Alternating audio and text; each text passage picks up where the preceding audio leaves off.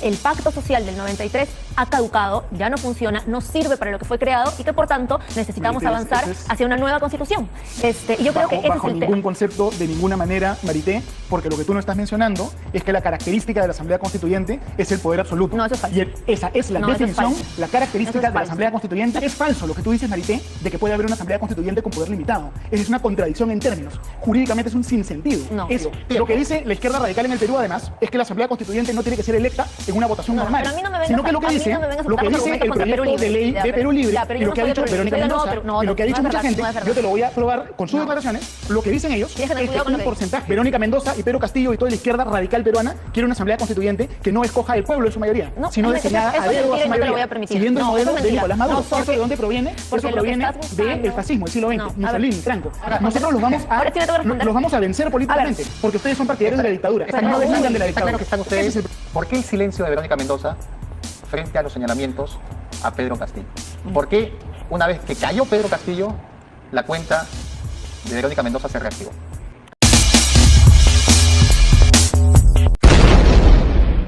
El abogado Lucas Gersi barrió el piso con una abogada roja del partido Nuevo Perú de Verónica Mendoza. Mientras la roja ninguneaba nuestra constitución diciendo que ya no servía pues ya había caducado, Gersi salió a defenderla con sólidos argumentos. Todo esto en candente debate por la Asamblea Constituyente. Dos invitados ahora, Marité Bustamante es abogada, Lucas Gersi es abogado también. Vamos a hablar de diferentes escenarios que se han presentado para... Yo siento que cuando estamos en una crisis siempre hay una tentación de patear el tablero, ¿no? Y siempre hay una tentación de hacer cosas de manera alocada y de rebajar el estándar de constitucionalidad y de legalidad que nosotros tenemos. Si es que nosotros fuésemos a un adelanto de elecciones, sería una catástrofe para el país, por varios motivos, ¿no? Y ya lo he mencionado en otras oportunidades. Primero, el adelanto de elecciones no está en la Constitución, no está en la ley, no está en ninguna parte. Segundo, si se hace un adelanto de elecciones, se genera un precedente absolutamente nefasto, porque el que pierda la siguiente elección, sea de la derecha, de la izquierda, del centro, de cualquier grupo político, va a quedar picón y va a pedir el adelanto de elecciones. Entonces se crea una institución más que genera inestabilidad en el país. ¿Quién tiene la sartén por el mango? No la tiene el Congreso, que no ha sido capaz de aprobar esta reforma y que además es una reforma de dudosa constitucionalidad, sino que la sartén por el mango la tiene Dina Boluarte. La única posibilidad de que haya adelanto de elecciones en el Perú es que Dina Boluarte renuncie. No existe otra posibilidad, ¿no es cierto? Y ahí creo que de repente podemos coincidir. No es posible, ni constitucionalmente, ni fácticamente, un adelanto de elecciones en el Congreso, pero además, y con esto acabo esta intervención, una elección improvisada sería dañina para el Perú, porque la oferta electoral sería limitada. Un montón de partidos no se podrían inscribir, un montón de posibles candidatos no podrían serlo por todos los requisitos que se piden. Sería una elección con los mismos de siempre, una elección con el país polarizado, donde probablemente los que pasan a segunda vuelta van a ser preferidos por menos del 20% de peruanos, donde repetiremos la misma historia. Es decir, tiene que haber primero un programa de reformas, de pacificación del país, de unión del país, y después podemos tener elecciones a lo mejor en 2026 o en 2025. Bueno, empezamos por el Congreso, pero hemos saltado al tema de Boluarte, entonces vamos a tocar el tema de Boluarte. La presidenta de la República ha dicho de diferentes maneras, en diferentes tonos, que no va a renunciar. Eso no es negociable. El Congreso ha dicho que adelanto de elecciones este año, tampoco, porque ya no hay proceso válido para meter el adelanto de elecciones. Entonces, ¿cuál es la salida? A ver, 2024, 2024, o ya nos quedamos todos hasta el 2026. A ver, en primer lugar, yo corregiría a Lucas en el sentido de preguntarle, ya no estamos en una catástrofe, es decir, hemos pasado en el 2016, tenemos una crisis política que data del 2016 por lo menos, con digamos la confrontación que tuvieron PPK y Keiko Fujimori. Si a eso le sumas la catástrofe de la develación de la corrupción del caso Lava Jato, que ha terminado por descalabrar nuestros partidos políticos, si a eso le sumas la pandemia del COVID-19 que nos puso en el vergonzante y doloroso lugar del primer país con mayor mortalidad, y si a eso le sumas que tenemos actualmente una mayoría congresal que desde el día 1 gritó fraude, desconociendo el voto de un sector importante de la población y que hoy, digamos, avala a quien rechazó, yo diría que ya estamos en una catástrofe y que todas esas reformas, quiero volver al punto que tú has planteado, todas las reformas políticas que propones, los espacios de diálogos que señalas, y has dicho una palabra clave, la búsqueda de la paz entre peruanos, ese proceso que has descrito tiene un nombre en la política y en la historia de la modernidad y se llama llama proceso constituyente. Es decir, que todos reconozcamos que el pacto social del 93 ha caducado, ya no funciona, no sirve para lo que fue creado y que por tanto necesitamos avanzar hacia una nueva constitución. Y yo creo que ese es el bajo ningún concepto, de ninguna manera, Marité, porque lo que tú no estás mencionando es que la característica de la Asamblea Constituyente es el poder absoluto. No, eso es falso. Y esa es la definición, la característica de la Asamblea Constituyente desde 1789 con el abate Seyés hasta ahora, y es absolutamente indiscutible. No es verdad. Y ha sido así siempre, y esa es la identidad y la naturaleza de una Asamblea Constituyente. No es falso, querida Marité. Yo te lo voy a pedir poner una en Asamblea esos Constituyente términos. significa pedir un espacio de poder absoluto. No es Una verdad. Asamblea Constituyente que puede hacer todo, ¿qué límite tiene? Ninguno. A ver, Entonces, la eso no es Asamblea- sano para reformar los problemas que tiene el país. En el escenario actual, la Asamblea Constituyente es una agenda de un sector del Congreso de la República, que nos ha generado el fraccionamiento que hemos tenido desde el principio. Un sector con asamblea, un sector sin asamblea. Un sector buscando una nueva constitución, un sector con la constitución del 93. ¿Es lo más importante en el Perú de hoy buscar una nueva constitución o es más importante dotar a la población con las herramientas que existen de todo aquello que le prometieron Pero y además, que ninguno de los gobiernos le dio? además hay un Ni Fujimori, tema, ni Un ratito, Toledo, voy a responder. ni García, Un tema que es bien importante. Humala. Voy a responder, Fernando, si me Marité. permites, Lucas. A ver, dos cosas que quiero aclarar. Uno, el poder constituyente no es un poder absoluto. De Sí lo hecho, es. hay experiencias históricas recientes, Falso. como la de Chile, donde La- los la- ac- la un ratito, Asamblea donde los Constituyente actores de Chile políticos, tuvo un poder ratito, absoluto. donde los Cada uno actores, vaya sí, por argumentando, favor, por favor. donde los actores políticos que pactaron el proceso constituyente establecieron algo que denominaron bordes del debate constituyente. Y esos bordes, por ejemplo, están en las obligaciones internacionales del Estado, que hemos firmado tratados que reconocen derechos y garantías que salvaguardan a la sociedad y delimitan el debate constitucional. En segundo lugar, yo diría que no solamente es una agenda de un sector del Congreso, Fernando, sino que es una agenda que tiene larga data. Es decir, recordemos que tenemos como antecedentes del debate constitucional en el Perú post dictadura fujimorista a la Comisión de Bases de la Reforma Constitucional, liderada nada más y nada menos que por el presidente Paniagua, quien nombró un consejo de constitucionalistas. Tenemos además la sentencia del Tribunal Constitucional que Lucas debe Que ya conocer, fue- que ya fue del dejada sin efecto el año 014-2002, sobre la reforma total de la Constitución, y las dos dicen algo clave, Fernando, que a Lucas no le gusta recordar, pero a mí sí. Ambas señalan el origen ilegítimo y las prácticas fraudulentas durante el referéndum de aprobación de la Constitución del 93. Marité, es decir, para no solamente conversar, que tenemos no sea una Constitución... monólogo, A sino ver, diálogo, a ver, ¿no? pero para tranquilo. conversar, para que yo Pero- pueda pero también decir tranquilo, algo. Argumenten. Sí, Argumenten, claro, estamos claro, aquí para claro. argumentar. Sí, por eso solo quiero pero- terminar mi idea. Entonces, no solamente tenemos una constitución que tiene un origen fraudulento, ilegítimo, dictatorial, sino que además tenemos una constitución que no cumple lo que tú pides. No da las herramientas para otorgarle a la gente lo que necesita. Ahí yo voy a hacer un apunte. Las herramientas se las llevan en mochilas, en bolsas y demás Loncheras. las autoridades, pero a diferentes niveles.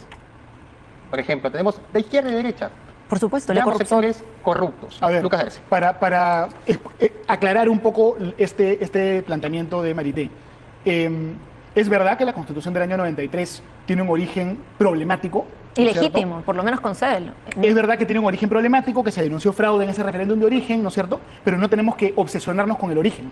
Esta Constitución se ha modificado más de 40 veces a lo largo de los años. Más de 50. Ha sido reinterpretada por el Tribunal Constitucional en reiteradas oportunidades y es la Constitución del Perú. Todos sabemos, todos aceptamos que la Constitución no es perfecta y hay que hacer ciertos cambios. Entonces la pregunta es cuál es la forma a través de la cual hacemos los cambios. ¿Instalamos una asamblea por encima de todos los poderes del Estado con un poder absoluto o usamos las instituciones para reformar las instituciones? Lo Ahora, lógico, la pregunta pero es- déjame terminar, sí. Fernando, porque A ver. Marité la has dejado terminar. Entonces tenemos que usar las instituciones para reformar las instituciones.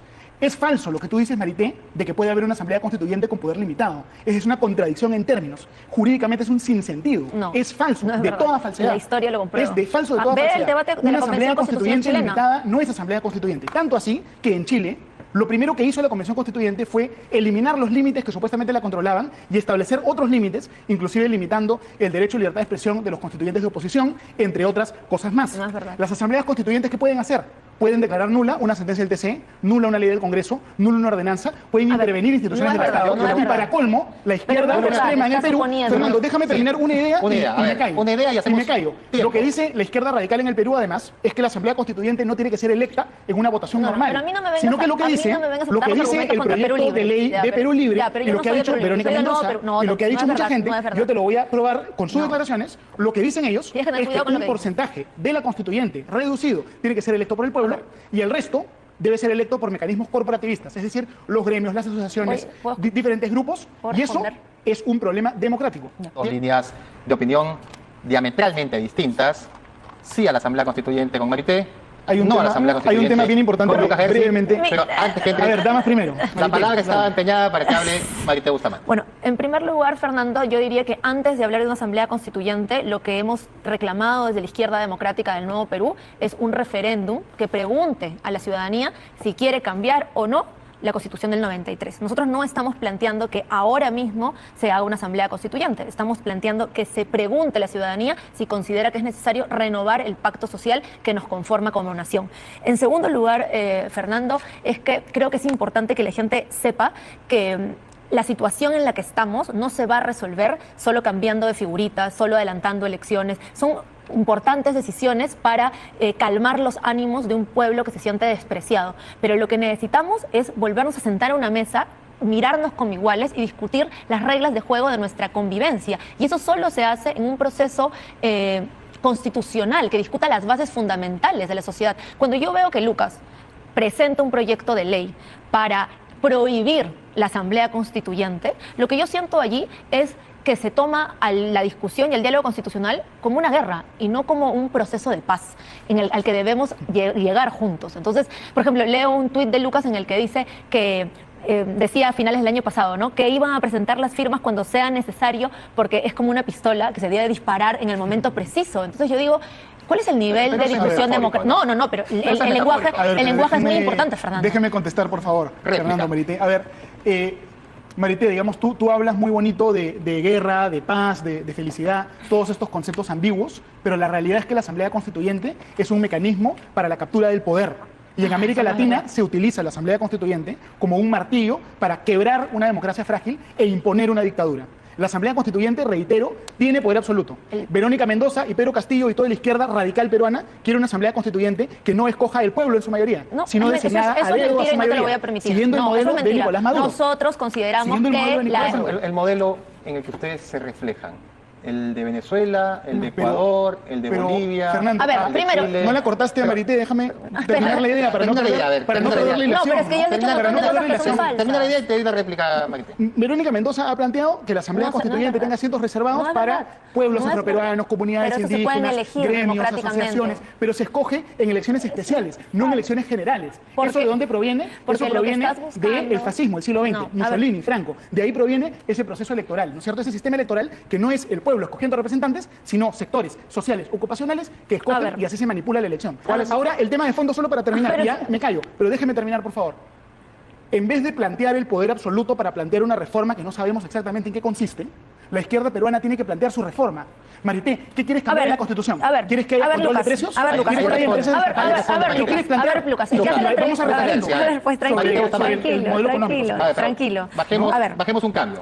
Sí, Marité. bajamos un cambio. Ok. Voy a leerle una cita a Lucas García del Tribunal Constitucional para que sepamos todos que es el una poder sentencia constituyente. antigua ¿ya? dejada sin efecto. Normalmente, la convocatoria a un poder constituyente siempre ha sido una salida política frente a la instauración de un régimen de facto cuyo final o ya se ha producido o era una crónica de una muerte anunciada. El cambio constitucional, en ese sentido, ha sido una cuestión de higiene democrática y de reinserción en los principios del Estado de Derecho.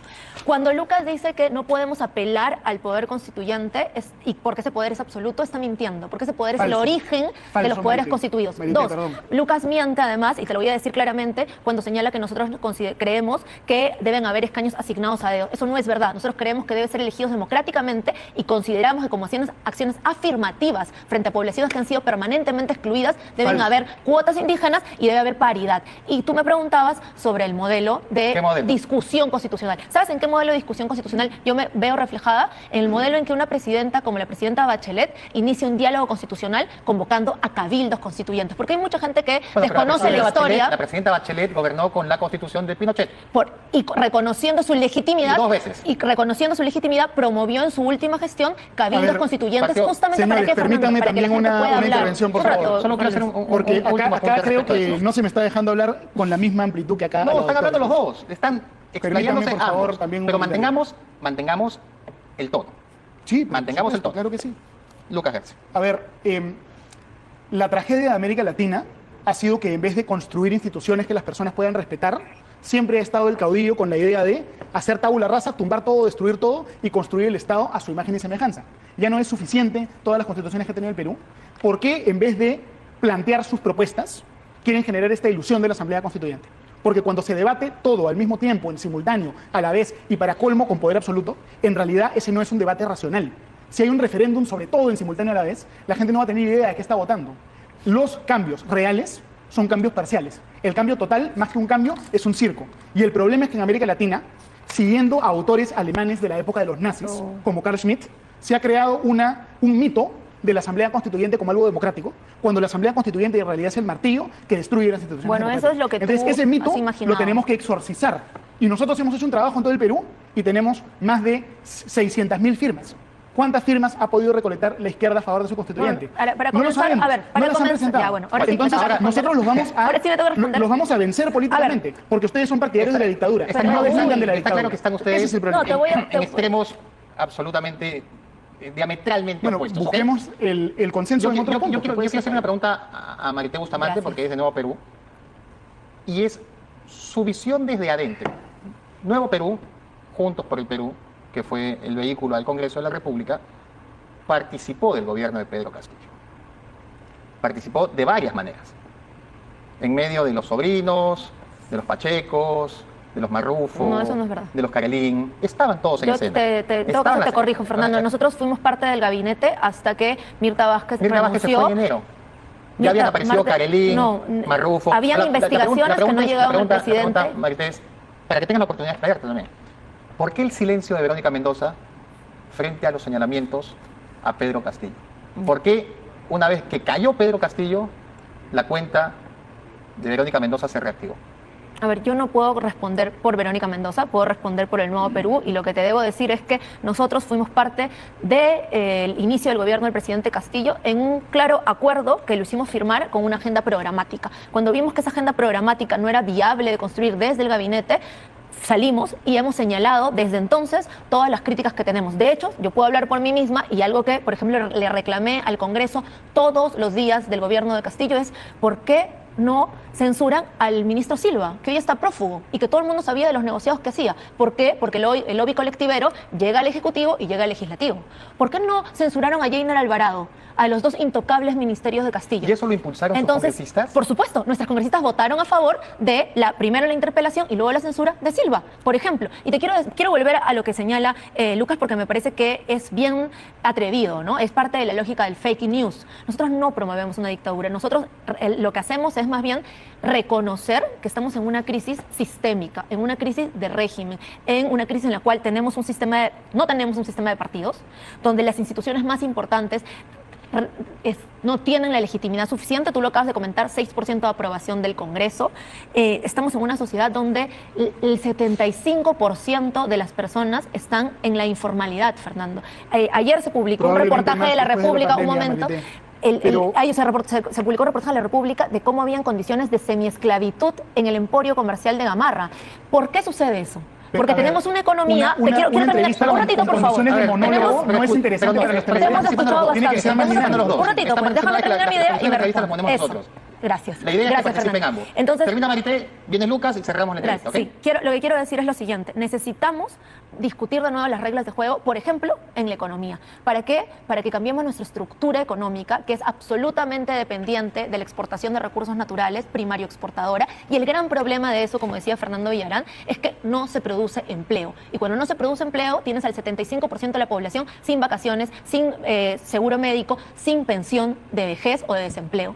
Turno de Lucas, gracias. A ver, va a ser el televidente el que va a juzgar quién es el que está promoviendo las instituciones propias de un Estado de Derecho y quién es el que está abriéndole la puerta a formas de gobierno autoritario, Marité. Porque nadie que es un autoritario te dice de frente que es un autoritario. Todas las personas, Vladimir Cerrón, Hugo Chávez, Pedro Castillo, que son autoritarios, Keiko se Fujimori, disfrazan de demócratas. Jorge Keiko Fujimori Castillo nunca- y A ver, ustedes Jorge aquí- Castillo, ¿qué sí. cosa antidemocrática Y ha Lourdes, hecho? y Lourdes ¿Te puede Flores, fastidiar Jorge que Castillo? gritaron Lourdes fraude, gritaron Lourdes Flores fraude, es una y tú los demócrata. acompañas. A ver, Tú los acompañas ahí en el Marité, set. no hay que, Y les uno dices- puede torcer la verdad de una forma tan ¿Hubo fraude? descarada. ¿Hubo fraude? Yo no sé, no me consta. Lo que hubo Bueno, fue una lo elección que- ilegítima lo que por sí es actitudes cierto poco es transparentes que- por parte del Mira, Jurado le has Nacional de dicho- Elecciones. Pero determinó que no Jorge hubo del fraude. Castillo y Lourdes Flores, Le has dicho- Jorge del Castillo y Lourdes Flores combatieron a la dictadura en el Perú, al autoritarismo en el Perú, en la época difícil. ¿Ah? Y luego se eso tú no entregaron- lo puedes y luego negar. por supuesto. Y eso tú no lo puedes negar. Una vida es una el trayectoria, pero el hoy tema aquí es, ellos, que son tus el tema aquí aliados- es, Marité, tú me interrumpes, yo no te interrumpo, tenemos que aprender a discutir de manera más ecuánime. Bueno, conversemos. Aquí no hay necesidad de plantear el poder absoluto, avasallador de la Asamblea Constituyente para establecer cambios en el Perú. Si la izquierda quiere proponer sus cambios, que los presente, que nos convenza.